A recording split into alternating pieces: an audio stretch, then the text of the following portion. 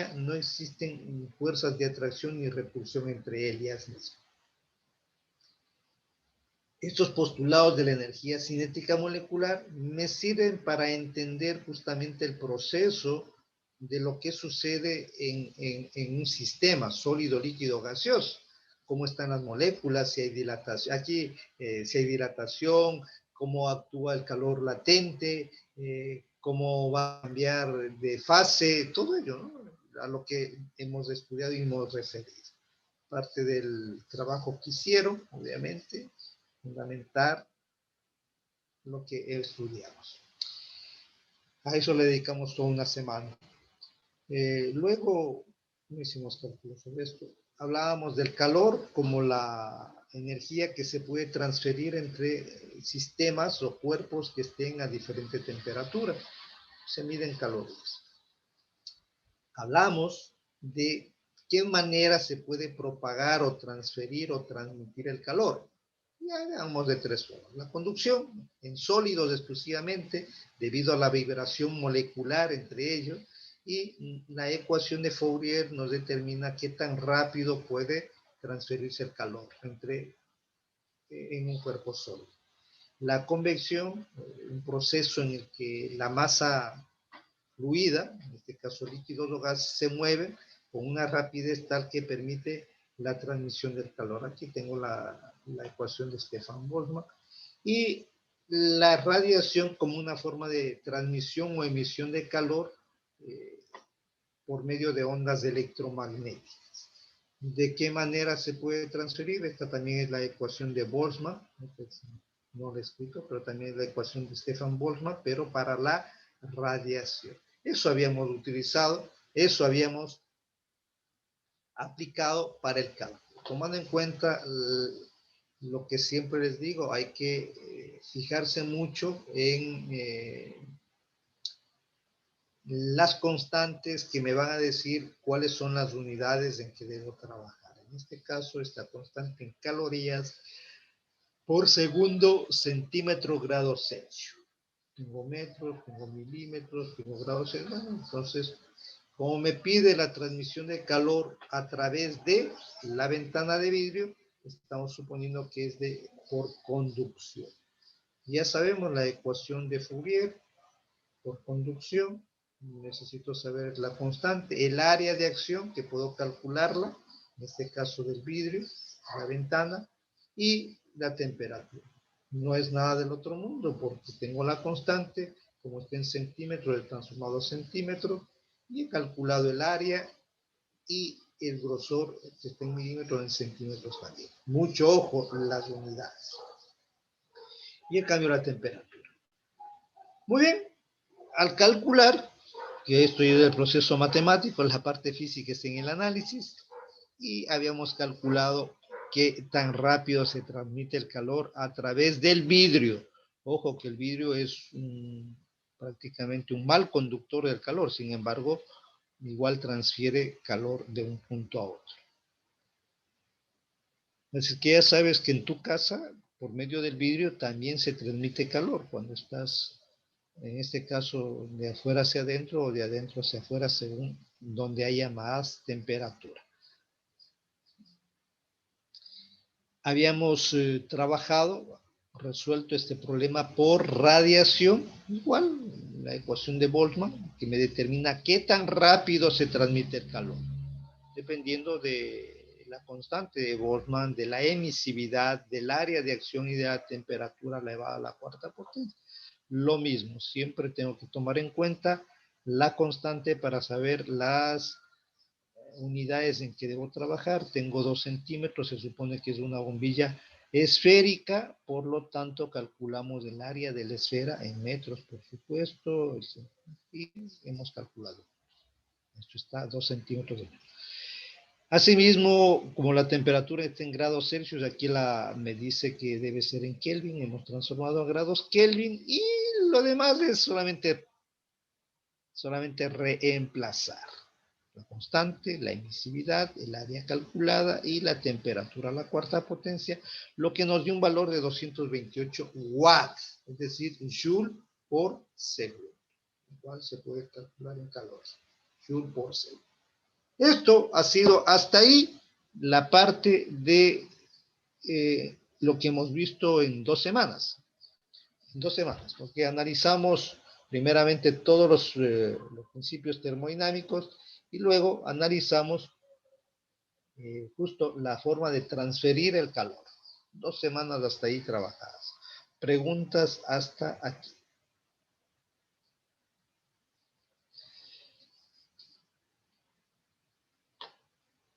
Lo siguiente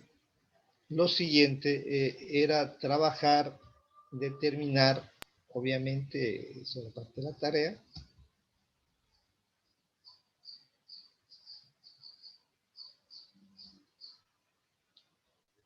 Otro efecto del calor. Otro de los efectos que produce el calor.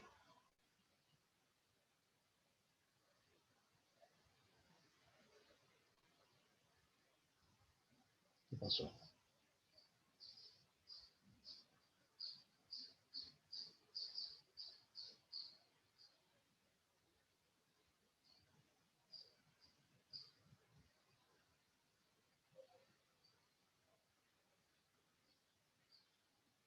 Perdón, se cerró el...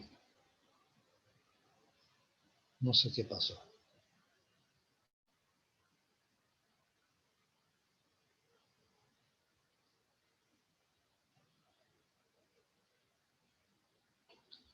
Dame un segundo.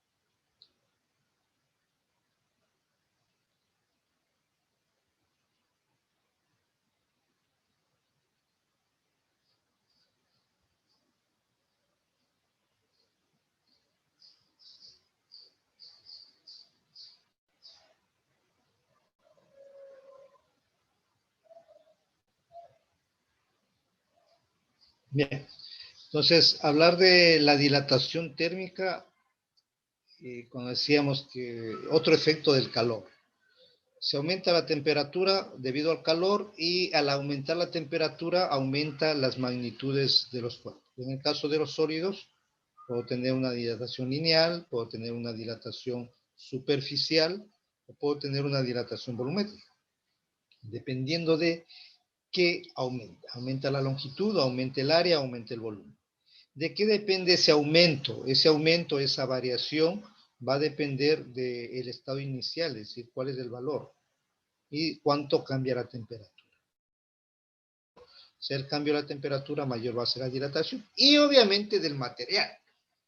Por eso tengo el coeficiente de dilatación lineal, superficial o volumétrico, sabiendo que para los sólidos el coeficiente superficial equivale a 2 veces el coeficiente lineal y el coeficiente volumétrico es 3 veces el coeficiente lineal. Eso habíamos calculado. Puedo calcular la razón de cambio, tomando en cuenta cuánto ha cambiado respecto al valor inicial, sea de longitud, área o volumen. Esto lo habíamos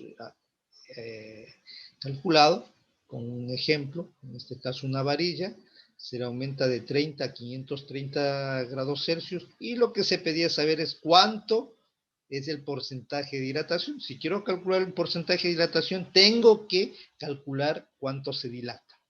La dilatación, obviamente, depende, ya dijimos, del valor inicial, en este caso 20 metros, del coeficiente de dilatación y cuánto ha cambiado la temperatura. Lo demás es cálculo matemático y simplemente el cálculo, nada del otro mundo. Tomando en cuenta ello, ya puedo calcular cuánto es la longitud final, porque sé que es incrementado 0,16 metros y obviamente puedo saber que adquiere una longitud final. Esa es una forma de verlo. ¿Cuánto cambió? La fracción de cambio depende de cuánto fue el incremento, en este caso 0,16 metros, 16 centímetros, respecto al valor inicial que era 20 metros. Su valor es 0,08 en forma decimal, pero para darle la forma porcentual, debo multiplicar por 100. De tal manera que multiplico por el 100%. Y así yo puedo saber que en este caso, el porcentaje de dilatación ha sido del 0,8%. Otro problema que lo hicimos fue el problema del disco de acero. En este caso, un disco de acero, puedo calcular el área porque tengo, el área de una circunferencia, es un disco. Entonces he calculado el área. Me dice que se ha incrementado el 2% al subir la temperatura y me pide la temperatura. Yo sé que el 2% del área, el 2% es 78.5 en forma decimal, esto es el 2%, 2 para 100, por supuesto. Y tengo cuánto ha variado. A partir de ello, yo veo los datos que tengo la inicial, tengo cuánto ha variado, tengo el coeficiente, puedo calcular cuánto varió la temperatura. La variación de la temperatura, tomando en cuenta los valores de la variación del área, el área inicial y el coeficiente de dilatación. Al calcular obtuvimos un valor de 833 grados Celsius de cambio de la temperatura, más la temperatura final va a ser obviamente tomando en cuenta que la variación equivale a la variación de temperaturas, y tomando en cuenta eso puedo despejar y calcular, sabiendo que la temperatura final que alcanza es 873 grados Celsius, obvio. Si estaba a 40, varía 833, por lo tanto adquiere una temperatura de 873 grados Celsius. También lo hice otro problema con el cubo de aluminio, y calculamos el área en este caso porque es un sólido, en este caso un cubo, y calculamos de igual manera cuánto varía el volumen, dependiendo del volumen inicial, de 3 veces el coeficiente lineal, porque es volumétrico, y cuánto ha cambiado la temperatura. El cálculo es simple y hemos calculado 37,5, porque me da la razón de cambio y el porcentaje. En este caso, 37,5 para 1000, que es el valor inicial, y de la misma manera obtenemos el valor de cambio, 3,75%. Dilatación. Ese es el fenómeno debido al calor. Preguntas para ir complementando.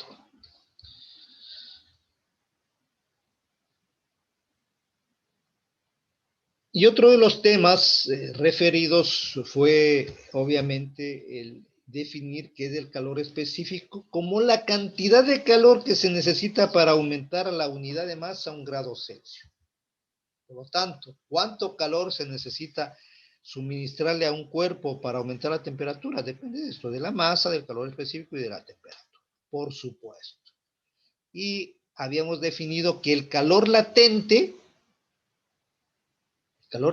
es el calor o la energía que requiere una sustancia para cambiar de estado sin que aumente la temperatura.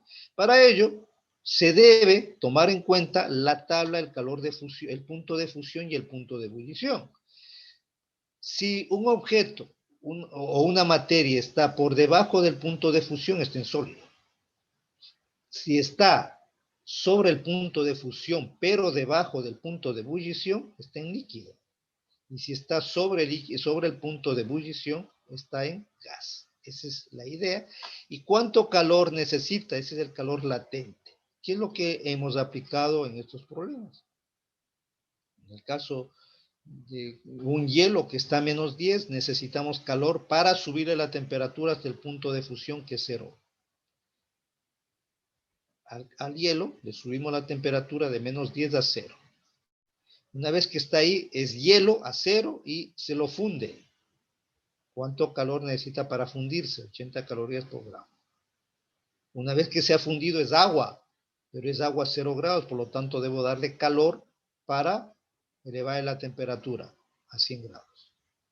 Una vez que está se vuelve agua a 100 grados, le puedo dar calor, porque ya está en el punto de ebullición, para evaporar. Lo demás es cálculo ya aplicarlo. La idea es qué es lo que debo hacer. Asimismo, había yo resuelto este problema, pero suponiendo que ya no esté menos 10, sino que esté a 0 grados, el hielo a 0 grados, por lo tanto se vuelve más simple. Solo debo suministrarle calor para fundir el hielo, porque está a 0 grados, está en el punto de fusión, luego darle calor para elevar la temperatura hasta el punto de ebullición, y luego darle calor, aquí falta una M, darle calor para ello. Voy a poner ahí una vez, bueno.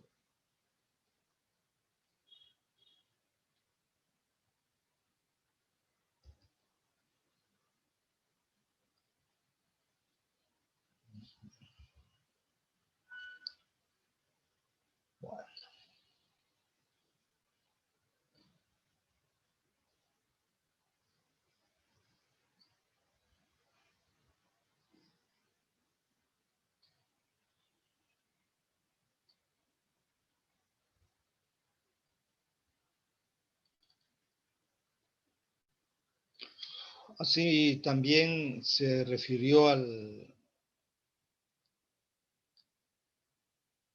que si yo tengo mercurio a 25 grados, el mercurio también se puede evaporar, pero yo veo que está a 25 grados y el punto de fusión es menos 39, es decir, que está sobre el punto de fusión, bajo el punto de ebullición, por lo tanto está en líquido. Debo subirle la temperatura tan solo para llevarle al punto de ebullición y luego darle calor para evaporar. Eso fue todo el proceso. Complementamos con la idea de que el equilibrio térmico es cuando los sistemas alcanzan igual temperatura, y todo se basa en 4 principios. El principio 0 de la termodinámica, que determina que si dos sistemas están en equilibrio con un tercer sistema, bueno, esos dos sistemas también están en equilibrio. Postulado del equilibrio. Definimos lo que es el sistema diabático como sistemas que no permiten el flujo de calor, y el diatérmico que sí permite el flujo de calor. Determinando que el principio de la termodinámica es un alcance más de la ley de conservación de la energía, y nos dice que la variación de energía interna de un sistema depende de la sumatoria del trabajo y el calor absorbido o cedido, el trabajo realizado sobre o por el sistema. Para ello, habíamos utilizado procesos termodinámicos como el isocórico, en el que es un proceso a volumen constante, o isométrico también se conoce, y se determinó que al ser a volumen constante no se produce trabajo sobre ni por el sistema, de tal manera que la energía interna, cuando varíe el sistema, va a depender del calor que absorba o que sea. Eso va a ser. Es un proceso adiabático, es decir, que sin la transmisión del calor, ni absorber ni ceder calor, el sistema cambia su energía interna debido al trabajo que se realice sobre o por el sistema. Que un proceso isotérmico a temperatura constante, es decir, donde no haya variación de la energía interna, el calor que absorba va a servir para que el sistema produzca trabajo. Más en un proceso isobárico, es decir, a presión constante, la energía interna puede variar debido al calor que absorba y al trabajo que realice el sistema. Sobre esto habíamos realizado un problema, y van a tener un problema de esto en la evaluación, por supuesto.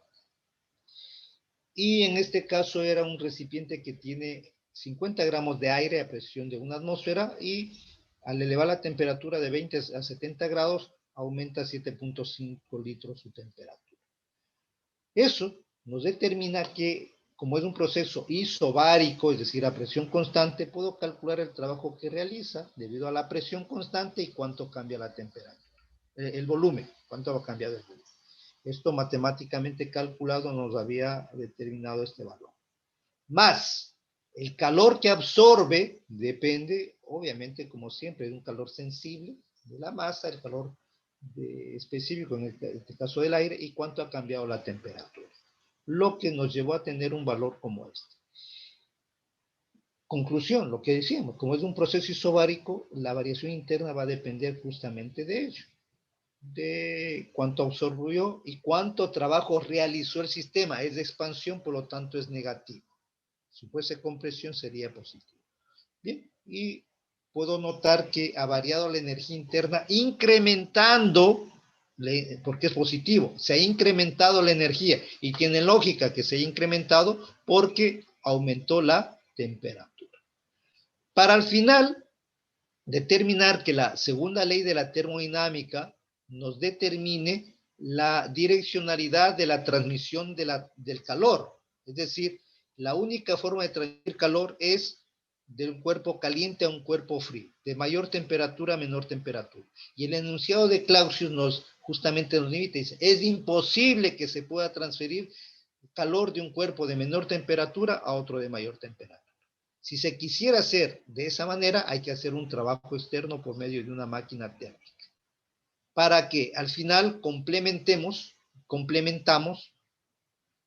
que el principio de la termodinámica tercero nos limita o da la imposibilidad de que un sistema alcance el cero absoluto. Puede acercarse tanto, mas no alcanzar el cero absoluto.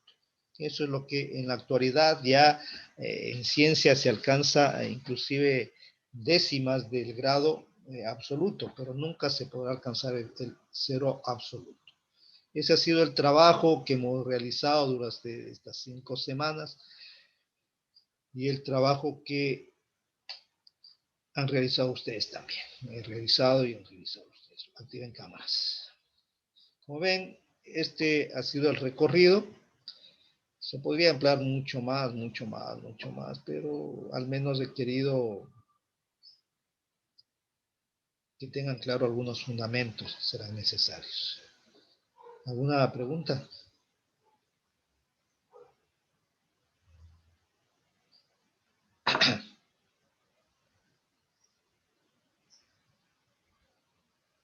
Muy bien, entonces la próxima hora van a dedicarse a revisar, van a dedicarse a estudiar. Y si tienen alguna duda, me lo dicen. ¿Está bien?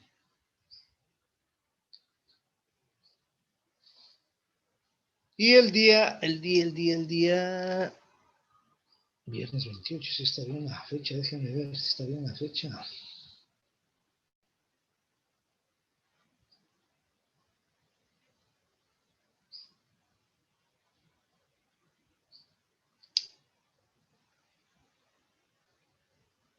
Sí, está bien la fecha. Listo.